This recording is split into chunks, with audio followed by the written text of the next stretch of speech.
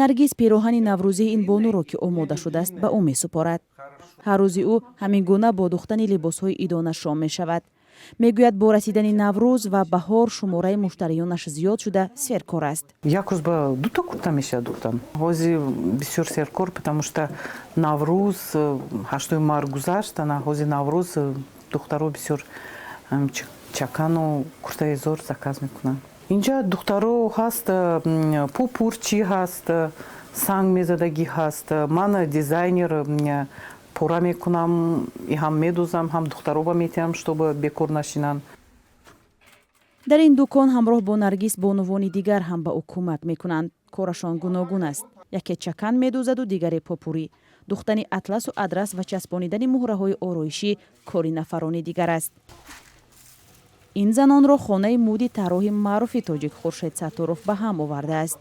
муди имсолаи баҳорӣ ба гуфтаи хуршед омехтаи чакан бо атласу шоҳӣ аст. чун ҳар вақта мо либоси чакан мекардем, омода мекардем дар наврӯзӣ ва ин як навгонӣ буд ки мо пешниҳоди мардум сохтем.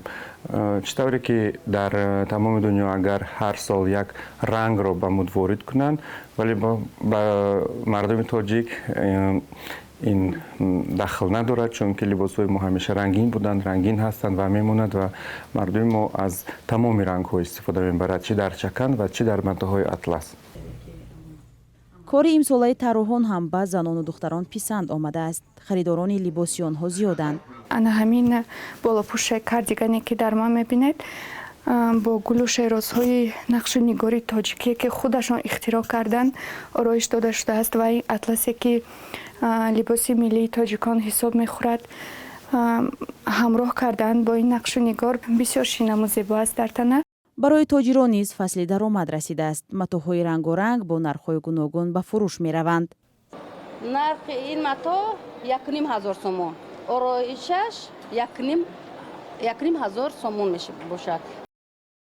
омодагии занон ба идҳои баҳорӣ ва талоши тарроҳон барои таҳияи либосҳои гуногуни наврӯзӣ дар ҳолест ки дар тоҷикистон маъракаи наве бо номи тоҷикона мепӯшем роҳандозӣ шудааст.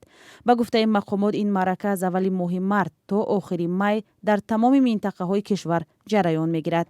ҳадаф аз он риояи тарзи дурусти либоспӯшӣ ва тарғиби либосҳои миллӣ унвон шудааст. ҳарчанд мухолифони ин муқаррарот онро дорои ангезаи сиёсӣ медонанд ва мегӯянд инсон бояд дар интихоби сару либос ва намуди зоҳирӣ озод бошад. гузорише ки ҳоло дидед чӣ хел буд? маъқул шуд ё нашуд? мехоҳед ки аввалин шуда гузоришҳои моро бинед? пас ин тугмаро пахш кунед ва обуна шавед. шумо аввалин бинанда хоҳед шуд.